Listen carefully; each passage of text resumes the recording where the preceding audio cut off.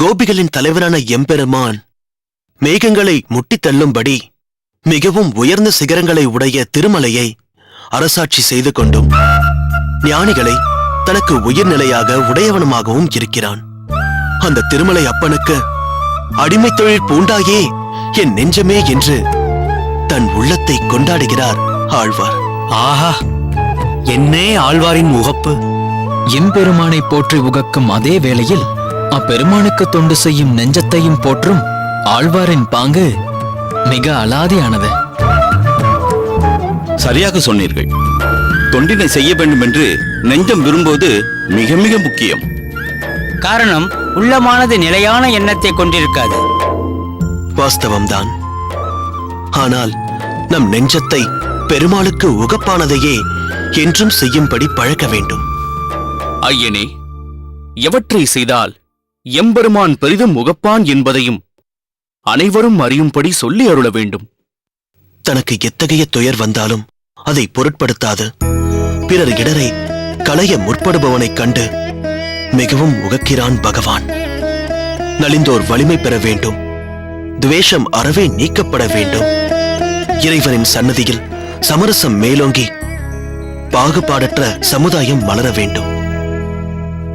அனைவரும் அந்த ஆதிகேசவனின் தாசானு தாசர்கள் என்ற வகையில் ஒற்றுமையோடு வாழ வேண்டும் என்கிற சிந்தனை உடைய என் ஆசான் ராமானுஜரின் கனவு மெய்ப்பட வேண்டும்.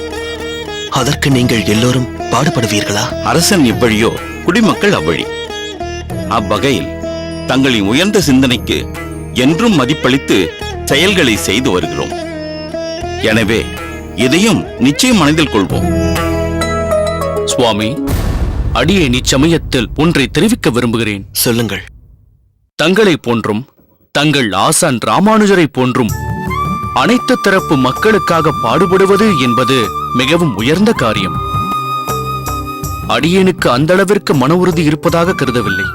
ஆனால் ஒன்றை மட்டும் உறுதியாக சொல்வேன்.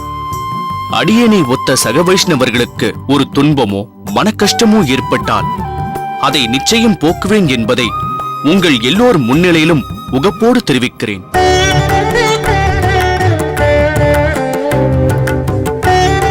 வேணுகோபாலா, உன் உறுதிமொழியை கேட்க மிகவும் சந்தோஷமாகவே இருக்கிறது. ஆனால் உனக்கொன்று தெரியுமா? அனைத்து தரப்பு சமுதாயத்திற்கும் பாடுபடுவது மிக கஷ்டமான செயல். குறைந்தபட்சம் சக வைஷ்ணவர்கள் வரையில் தொண்டு செய்யலாம், அவர்கள் துயர்களை களையலாம் என்று சொல்கிறாயே, அதுவும் சுலபமான காரியம் என்று சொல்ல முடியாது. அதிலும் சிக்கல்கள் இருக்கத்தான் செய்யும். அதை போக்க மிகுந்த நெஞ்சுரம் வேண்டும். சுவாமி, அடியேனின் நெஞ்சுரத்தை குறைத்து மதிப்பிட வேண்டாம். அடியேனின் குறிக்கோளில் மிகவும் உறுதியாகவே இருக்கிறேன். ஏன், சக வைஷ்ணவர்களின் இடர்களை நீக்கும் விஷயத்தில் அடியேனின் உயிரே போகும் என்றாலும் உயிரை கொடுத்து அவர்களை நான் காப்பேன். ஆனால் கொள்கையை மட்டும் அடியேன் மறக்க மாட்டேன். வேணுகோபாலா, உன் பேச்சில் உள்ள உறுதி அடியேனை மெய்சிலிர்க்க வைக்கிறது. இருப்பினும் உயிரையே கொடுப்பேன் என்கிறாயே, உயிர் போகும் நிலை வரும் என்று பயத்தை ஏற்படுத்தும் வாக்கியங்களை கூறினால் அதை பொருட்படுத்தாமல் உன் உள்ள உறுதியை நீ நிலைநாட்டுவாயா? நிச்சயமாக சுவாமி. ஏன், அப்படி ஒரு நிலைமை ஏற்பட்டுள்ளதா? யாருக்கென்று சொல்லுங்கள்.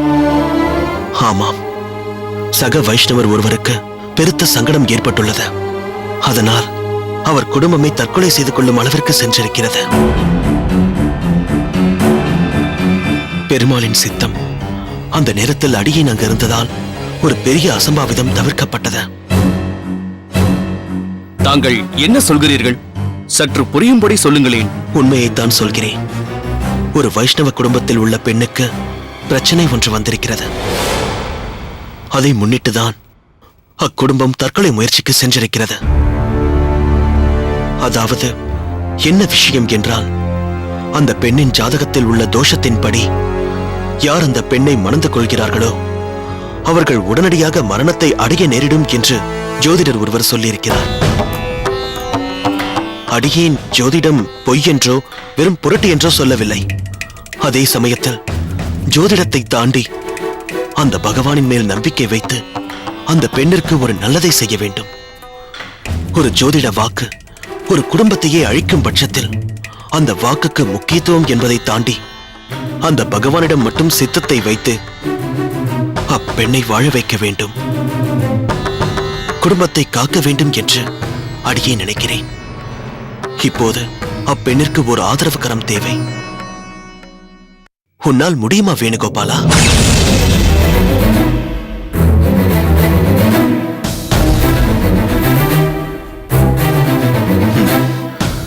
இதைத்தான் அடியேன் அப்போதே குறிப்பிட்டேன். நம் சம்பிரதாயத்தில் உள்ளவர்களுக்கு உதவுவதே சிரமமான காரியம் என்று. இது இப்படி இருக்க ஒட்டுமொத்த சமுதாயத்திற்கு தொண்டு செய்வது என்பது இன்னும் எவ்வளவு பெரிய சிரமம் என்று எண்ணி பார்க்க வேண்டும். உங்களுக்கு ஒன்று தெரியுமா? நம் ஆயுட்காலம் மிஞ்சி போனால் ஒரு 120 அல்லது 125 ஆண்டுகள் தான். அதன் பிறகு ஒரு நாள் இல்லை ஒரு நாள் மரணம் என்பது உறுதி. அதற்குள் இந்த சமுதாயத்திற்கென்று குறிப்பாக நம்மால் எதை செய்ய முடியும், எதை உறுதியாய் முடிக்க முடியும்? சரி, நாம் இவ்விடம் விட்டு கலைந்து செல்லலாம். உங்கள் மனதை நெருடும் வகையில் ஏதேதோ கேட்டுவிட்டேன் என்றே தோன்றுகிறது. விதியை மீறி ஏது நடக்க முடியும்? முடியாத. முடியும், என்னால் முடியும். அந்த பெண்ணிற்கு வாழ்வு கொடுக்க என்னால் முடியும். அந்த பெண்ணை மணக்க நான் தயாராகவே இருக்கிறேன். சபாஷ் வேணுகோபாலா, சபாஷ். நீ மட்டும் இந்த முடிவை எடுக்கவில்லை என்றால் நானே எடுத்திருப்பேன். இது சத்தியம். இல்லை, முதலில் முடிவெடுத்தது நான்தான். முதலில் ஒரு புரட்சியை செய்பவனும் இந்த அடியேனாகவே இருக்க ஆசைப்படுகிறேன். சுவாமி, அடியேன் இவ்விஷயத்தில் முன்பு குறிப்பிட்டது போல் உறுதியோடுதான் இருக்கிறேன். தாங்கள் அடுத்த கட்ட செயலுக்கு அவசியம் முயற்சிக்கலாம். வேணுகோபாலா, உன் முடிவு, உன் உள்ள உறுதி மிகவும் மெச்சத்தக்கது. எனக்கு பாராட்ட வார்த்தைகளே இல்லை. சீக்கிரமே இது பற்றி அப்பெண்ணின் குடும்பத்தினரோடு பேசிவிடுகிறேன். உன் குடும்பத்திலும் இது பற்றி பேசி அவர்களோடு இங்கே அடியேனின் அகத்திலேயே கல்யாணத்தை எப்போது வைத்துக் கொள்ளலாம் என்று முடிவெடுத்து விடுவோம். சரியா? தங்கள் சித்தப்படியே எஜமான். நல்லது, நாம் பிறகு சந்திப்போம். நாங்கள் வருகிறோம். சரி, நீங்களும் சென்று உங்கள் பணியை தொடருங்கள். வருகிறோம் எஜமான்.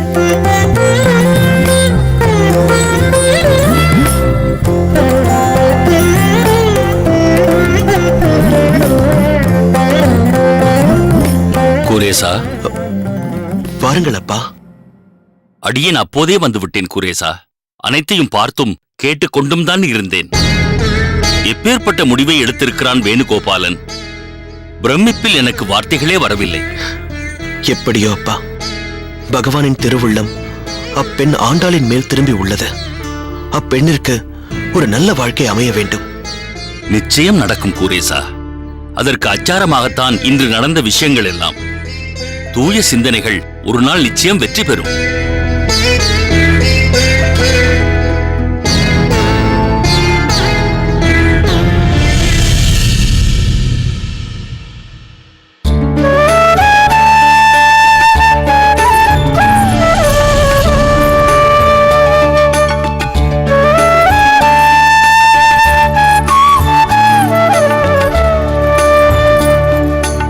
சுவாமி, சொல்ல அம்புஜம், என்ன விஷயம்?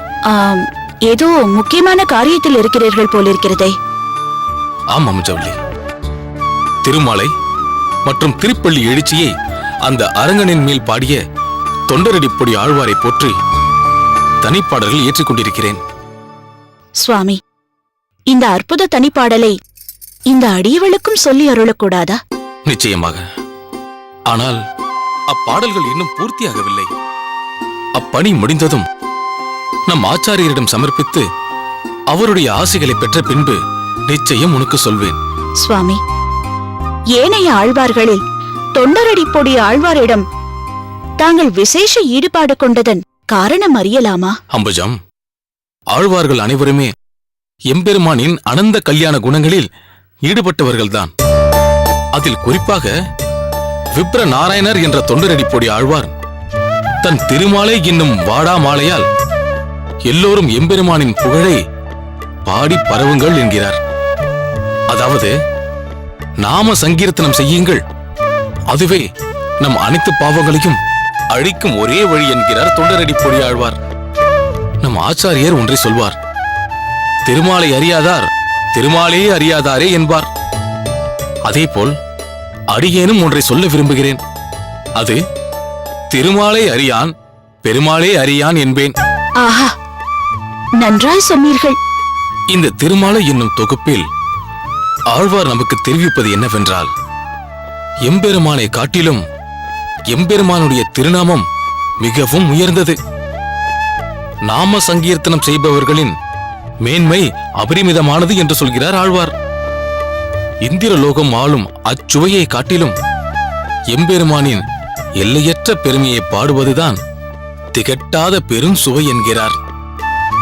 சுவாமி, தங்களின் இந்த பணி நன்றாக முடிந்ததும் நம் ஆச்சாரியர் இதை பெரிதும் உகக்க வேண்டும் என்று நானும் அந்த அரங்கனை பிரார்த்தித்துக் கொள்கிறேன். அண்ணா,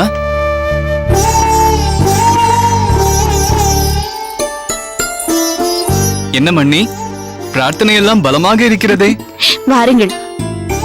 வா தெய்வகரச நம்பி, உன்னை பார்த்ததில் பெரு வியப்பு ஏற்படுகிறது. ஏன் இங்கே அமர்ந்து விட்டாய்? சற்று இளைப்பாறி விட்டு பிறகு உள்ளே செல்லலாம் அண்ணா. சரி, உன் விருப்பம். சரி, நான் உள்ளே சென்று மோர் கொண்டு வருகிறேன்.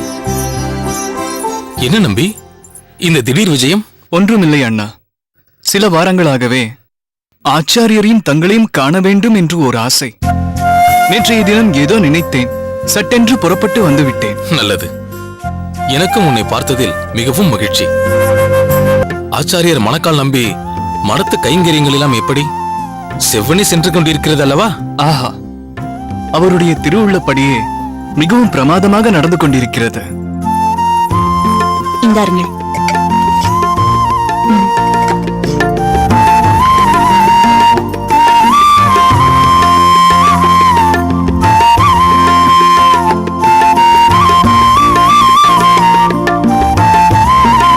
அப்பாடா, தேவாமிர்தமாக இருக்கிறது. இன்னும் ஒரு குவளை கொண்டு வர சொல்லட்டுமா? போதும் போதும், அளவுக்கு அதிகமானால் அமிர்தமும் நஞ்சு. எனக்கு இதுவே போதும். மன்னி, தாயின் கருணை போன்ற குளிர்ந்த மோரில் தாக சாந்தி ஆயிற்று. நம்பி, தாயின் கருணை என்றாயே, அவர்களை பார்த்து வெகு நாட்கள் ஆகிவிட்டது. நீ போய் பார்த்து விட்டு வந்தாயா? பொறுத்தருள வேண்டும் அண்ணா, அடியேனும் பார்த்து வெகு நாட்கள் ஆகிவிட்டது. சென்ற முறை நாம் இருவருமே சென்று பார்த்துவிட்டு வந்தோமே, அதுதான் கடைசி. ஏன் சுவாமி, தாங்கள் வலியுறுத்தி சொல்லி அவர்களை இங்கு அழைத்து வரக்கூடாதா? நாங்களா வேண்டாம் என்கிறோம்? தெய்வக்கரசு எவ்வளவோ எடுத்துச் சொன்னான்.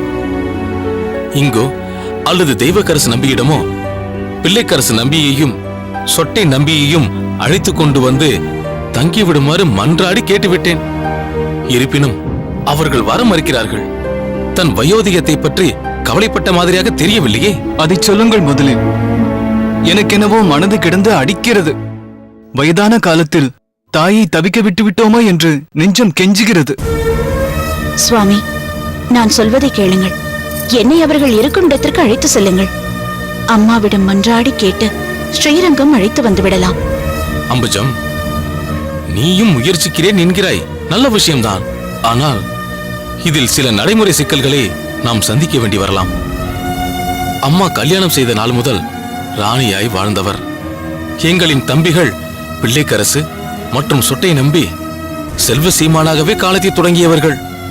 இன்னும் அந்த தாக்கத்தில் மிதப்பவர்கள். செல்ல பிள்ளைகள். எங்கள் பேச்செல்லாம் ஈடுபடவில்லை. சரியாகச் சொன்னீர்கள் அண்ணா. நம் பூர்வாசிரம தந்தை தற்போது தேசமே போற்றும் யமுனாச்சாரியராக திகழ்ந்து கொண்டிருக்கிறார். ஏதோ தெய்வ சங்கல்பம்.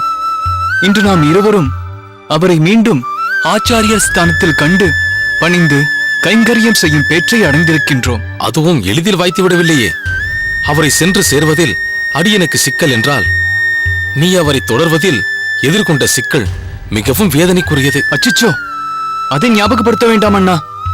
அதை கடந்து அடியேன் மீண்டும் அவர் அனுக்கிரகம் பெற்றது அந்த அரங்கனின் கருணையாலேயே. கேட்டாய் அல்லவா அம்புஜம்? அம்மாவும் தம்பிகளும் நம் ஆச்சாரியரை இன்னும் பழைய கண்ணோட்டத்திலேயே நினைத்து காலம் தள்ளிக் கொண்டிருக்கிறார்கள்.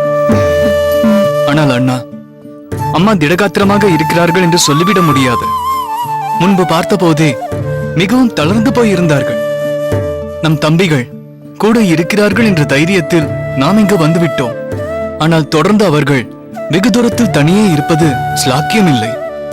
அம்மாவின் வயோதிகம் கருதி நம்மோடு வைத்துக் கொள்வதுதான் சரியாக இருக்கும். நீ சொல்வதும் சரிதான். மூத்த பிள்ளையான அடியேனின் கடமையும் அதுதான். சரி, அது பற்றி பிறகு யோசிப்போம். நீ போய் ஸ்நானம் செய்து விட்டு வா. மற்றவற்றை பிறகு பேசிக் கொள்ளலாம். சரி அண்ணா.